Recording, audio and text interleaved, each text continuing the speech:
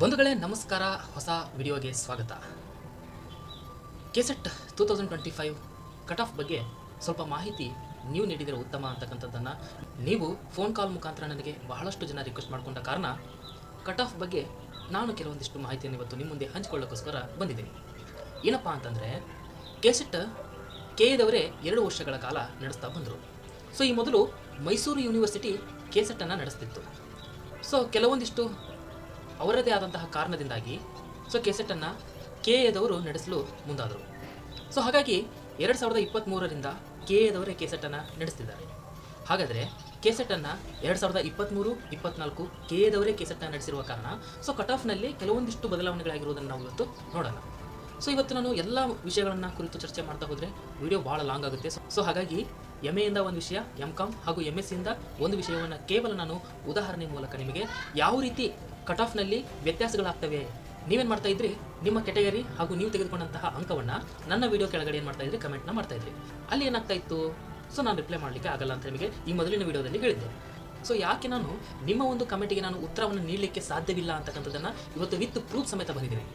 ಏನಪ್ಪ ಅಂತಂದರೆ 2023ರ cut off ಹಾಗೂ 2024ರ ಕಟ್ ಆಫ್ ಎಷ್ಟೊಂದು ವ್ಯತ್ಯಾಸ ಇದೆ ಅಂತಕ್ಕಂಥದ್ದನ್ನು ನಿಮ್ಮ ಮುಂದೆ ಇವತ್ತು ಪ್ರೂಫ್ ಸಮೇತ ಬಂದಿದ್ದೀನಿ. ಬನ್ನಿ. ಮೊದಲಿಗೆ MAಯಿಂದ ಕನ್ನಡ ವಿಷಯವನ್ನು ಎಕ್ಸಾಂಪಲ್ಗಾಗಿ ಮಾತ್ರ ನಾನು ತೆಗೆದುಕೊಳ್ತೀನಿ. ಈ ಒಂದು ವಿಷಯವನ್ನು ಮುಂದಿಟ್ಕೊಂಡು MAಯಲ್ಲಿರ್ತಕ್ಕಂತಹ ಇನ್ನುಳಿದ ವಿಷಯಗಳನ್ನು ನೀವು ಎಷ್ಟೊಂದು ವ್ಯತ್ಯಾಸಗಳಿದ್ದಾವೆ ಅಂತಂದು ನೀವು PDF ಅನ್ನು ಓಪನ್ ಮಾಡಿದರೆ ನಿಮಗೆ ಅಲ್ಲಿ ಗೊತ್ತಾಗುತ್ತೆ.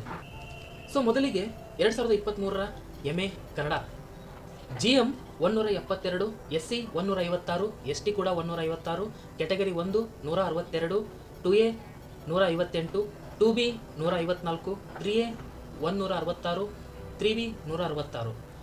ಇದು 2023ರ MA ಕನ್ನಡದ್ದು. ಇನ್ನು ಅದೇ ಕೆಎದವರು ಕೆಸೆಟ್ಟನ್ನು ನಡೆಸಿದ್ದು 2024ರಲ್ಲಿ ಅದೇ ವಿಷಯಕ್ಕೆ ಎಷ್ಟೊಂದು ವ್ಯತ್ಯಾಸವಿವೆ ನೋಡಿ. GM 152, SC 140, ST ಕೂಡ 140, ಕೆಟಗರಿ 1 142, 2A 142, 2B 138 ನೋಡಿ ಎಷ್ಟೊಂದು ಕಡಿಮೆ ನಿಂತಿದೆ. ಹಾಗೆ 3A 144, 3B 148. ಅಂದರೆ ಅಲ್ಲಿಗೆ 2023-2024ರಲ್ಲಿ GM ಎಷ್ಟೊಂದು ವ್ಯತ್ಯಾಸ ಇದೆ ಅಂದರೆ 2023ರಲ್ಲಿ GM ಕನ್ನಡ 172 ನಿಂತಿತ್ತು. ಅದೇ GM 2024ರಲ್ಲಿ 152. ಅಂದರೆ 20 ಮಾರ್ಕ್ಸ್ ಏನಾಯಿತು, ಕಡಿಮೆಗೆ ನಿಲ್ತು. 172ರಲ್ಲಿ 152ರಲ್ಲಿ 20 ಮಾರ್ಕ್ಸ್ ಕಡಿಮೆ ಬಂದಿದೆ 2024ರಲ್ಲಿ. ಹಾಗೆ ಇನ್ನುಳಿದ ವಿಷಯಕ್ಕೆ ನೋಡ್ತಾ ಹೋದಾಗ SC ಕೂಡ 16 ಮಾರ್ಕ್ಸ್ ಕಡಿಮೆ ಆಗಿದೆ. ಆನಂತರ ST ಕೂಡ 16 ಮಾರ್ಕ್ಸು, ಕೆಟಗರಿ 1 20 ಮಾರ್ಕ್ಸು ನೋಡಿ 162 2023ರಲ್ಲಿ, 2024ರಲ್ಲಿ 142 ಆಗಿದೆ. ಇನ್ನು 2B 142 ಅಂದರೆ 16 ಮಾರ್ಕ್ಸ್ ಕಡಿಮೆ ಆಗಿದೆ. 2B ಕೂಡ 138 ಅಂದರೆ 16 ಮಾರ್ಕ್ಸ್ ಇಲ್ಲಿ ಕೂಡ ಕಡಿಮೆ. ಆನಂತರ 3A 3B 3A ಒಳಗೆ 144 22 ಮಾರ್ಕ್ಸ್ ನೋಡಿ ಹೈಯೆಸ್ಟ್. ಇಲ್ಲಿ 2023ರಲ್ಲಿ 166 ನಿಂತಿತ್ತು 3A, 2024ರಲ್ಲಿ 144 ಅಂದರೆ 22 ಮಾರ್ಕ್ಸ್ ಕಡಿಮೆ ಆಗಿದೆ. ಆನಂತರ 3B ಕೂಡ 148 ಯಾವಾಗ 2024ರಲ್ಲಿ. ಅಂದರೆ 2023-24 ಹೋಲಿಕೆ ಮಾಡಿ ನೋಡಿದಾಗ 18 ಮಾರ್ಕ್ಸು ಇಲ್ಲಿ ಕೂಡ ಕಡಿಮೆ ಆಗುತ್ತೆ.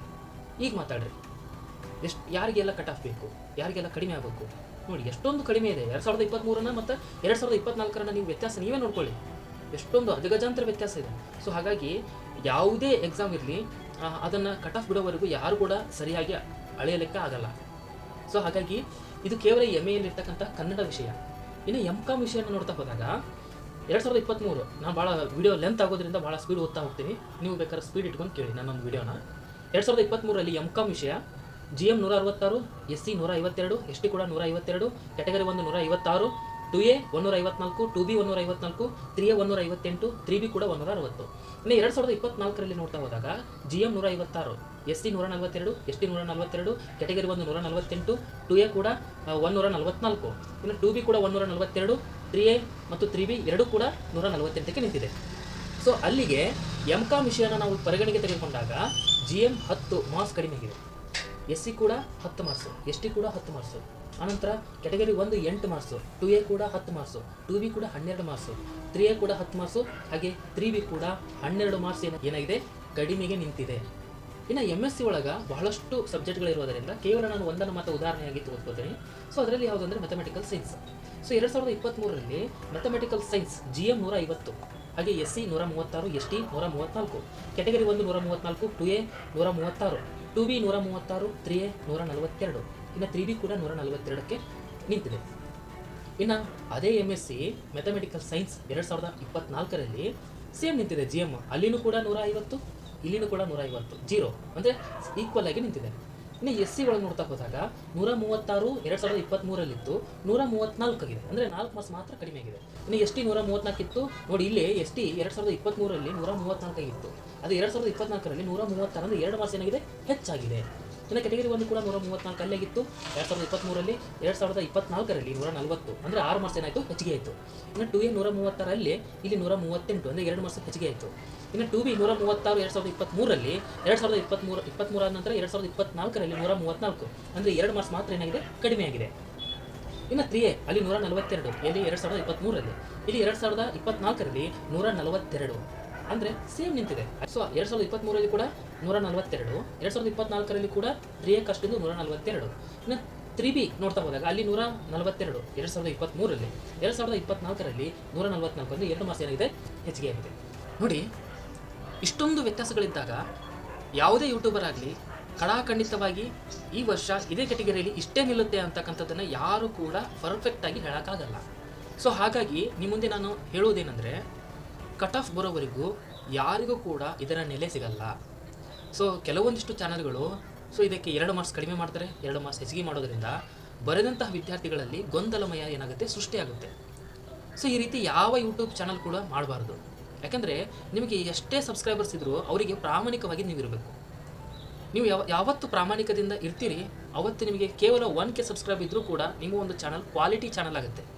ಲಕ್ಷಾನುಗಟ್ಟಲೆ ಸಬ್ಸ್ಕ್ರೈಬರ್ಸ್ ಇದ್ದರೂ ಕೂಡ ನೀವು ಪ್ರಾಮಾಣಿಕವಾಗಿ ಇರದೆ ನಿಮಗೆ ತಿಳಿದ ಹಾಗೆ ವಿಡಿಯೋಗಳನ್ನು ಮಾಡ್ತಾ ಹೋದಾಗ ನಿಮ್ಮ ವ್ಯೂಸಸ್ಗಳಲ್ಲಿ ಏನಾಗುತ್ತೆ ಗೊಂದಲಮಯ ಸೃಷ್ಟಿಯಾಗುತ್ತೆ, ನಿಮ್ಮ ಸಬ್ಸ್ಕ್ರೈಬರ್ಸ್ಗೆ ನೀವೇನಾಗುತ್ತೆ ಮೋಸ ಮಾಡ್ದಂಗೆ ಆಗುತ್ತೆ.